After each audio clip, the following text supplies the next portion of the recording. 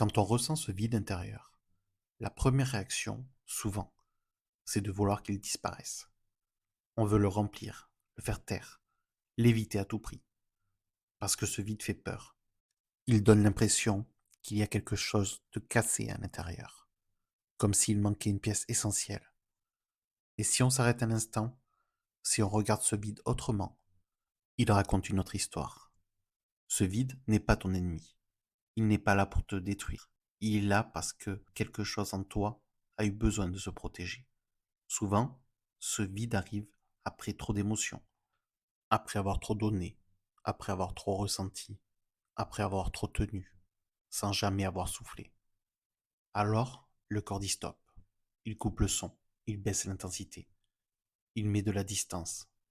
Pas pour t'abandonner, mais pour t'éviter de t'effondrer complètement. Ce vide, c'est parfois le seul espace où tu as pu respirer, même si tu ne l'as pas choisi. Et quand on ne le comprend pas, on se bat contre lui. On se juge. On se dit qu'on est froid, vide, insensible. Alors qu'en réalité, ce vide est souvent le signe d'une grande sensibilité. D'un cœur qui a trop ressenti, trop fort, trop longtemps. Apaiser ce vide, ce n'est pas chercher à le remplir immédiatement. Ce n'est pas à se forcer à ressentir. Ce n'est pas se faire violence. C'est parfois juste rester là, avec lui, sans le juger. Respirer, sentir que même dans ce silence, tu es encore là. Petit à petit, quand on arrête de lutter contre ce vide, il change. Il devient moins menaçant, moins envahissant. Et parfois, il laisse même apparaître autre chose. Une présence douce, une stabilité, un début de sécurité intérieure.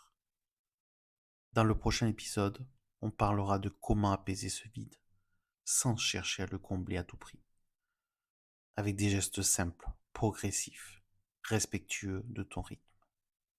Merci d'être là. Si tu as envie d'aller un peu plus loin, tu peux retrouver des articles, des témoignages et des ressources sur le site ensembleborderline.fr. À très bientôt pour le prochain épisode.